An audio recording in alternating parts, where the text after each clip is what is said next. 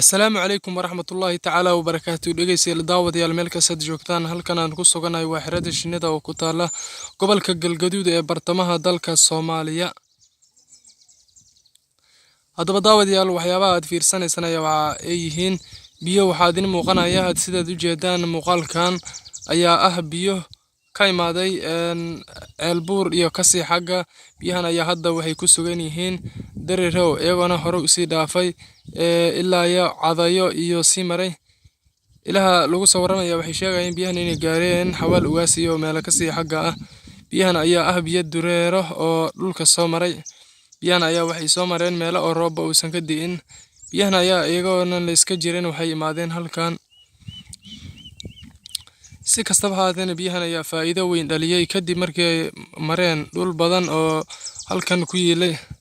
haddaba sidaad arkaysaan halkan waxa waaye geedaha dhirta ah kamid ah lagu magacaabo magaciisa cadaad geedkan ayaa waxa uu idin muuqanaya fiidi ayadoo fiid bislaatay iyo fiid aan bislaanin inta isugu jira muuqaal ahaan geedka waa kan dhir ahaan kama duuno sida uu baxaan geedaha kale qaarkood sidaad u jeedaan shinnida ayaa si wanaagsan u qaadaysa u baxaan oo dhan wayna ku faraxsan tahay qaaditaanka iyo dhirta wanaagsan ee ka muuqanaysa geedkan haddaba waxaan u jeedana waa ubax yar yar oo soo baxaya oo bislaanin iyo kuwa bislaaday intaba ay isugu jiraan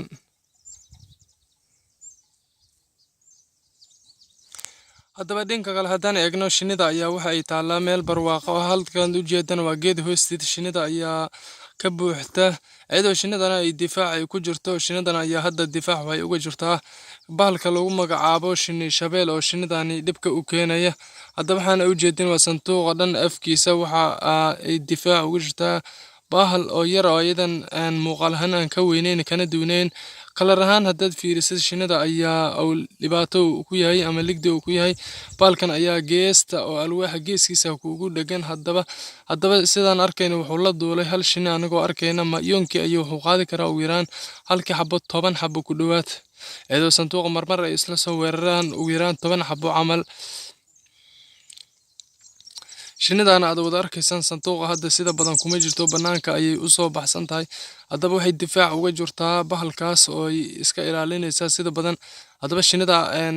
kaartadeeda ayaa waxa kamid ah in qaarna banaanka joogo qaarna uu shaqeeyo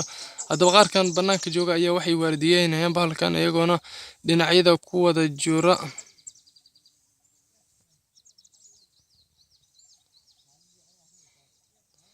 qaarkan si wanaagsan ay u shaqeynayaan iyagoona difaacooda ku jira ayay si wanaagsan u shaqeynaysaa shinnidan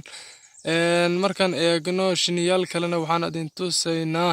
shinnida kale sida ay u shaqeynayso iyo qaarka macnaha shinnida hal ugu sii darsan yahay maasha Allah dhulkan ku suganahay ayaa ah marka la eego dhul barwaaqaysan oo aad iyo aad ugu barwaaqo badan barwaaqadan ayaa ah mid lagu farxo haddaba geedkan waa u jeedaan dhammaantiis caleentiisa iyo qurdhadiisa way egyihiin waxaana aad u jeedaan waa fiid yar yar oo hadda soo bixi doonta muddo dhow iyadoo lagu qiyaasi doono muddada ay soo bixi doontana in ay ka badan doonin ugu yaraan 5 maalmood gudahood inay ku soo bixi doonto fiidan وجدان sabuul ayadoo ay fiidan soo baxday waa qurux kali markaad la eego sabuulkaas ayaa qarxi doona dibadeed markuu qarxuna shinnida ayaa si wanaagsan uga faa'iideysan doonta haddaba sabuulkaasi haddaba iyadoo qarxday ayaan adin tusi doonaa shinnidani haddaba fiidan marka ay qarxdo ayay saan u qurux badan tahay halalka cad aad u jeedana waa fiid oo qarxday hadda sidaad arkaysaan shinnida ayaa si wanaagsan uga faa'iideysanaysa oo qaadayso shinnidan ayaa si wanaagsan uga faa'iideysan doonta iyadoo geedkana fiida mid oo boqotay mid aysan boqonayn soo jirto haddaba waxaad u jeedanayaa ah fiid boqotay mid sabuulo ah si wanaagsan ayay uga faa'iideysan doontaa shinnidan haddii Allah awood la ogolaado iyadoo shinnidan ay difaac isaga jirto meelaha qaar sida difaacaas ay iyada sakatan badan tahay haddaba maray ka tan badnin ayaa jirta laakiin hadda sida ogtaan difaac ayay ku jirtaa shinnida ayaa cilmigan mar dhow fahamtay in difaac wanaagsan ay ka gasho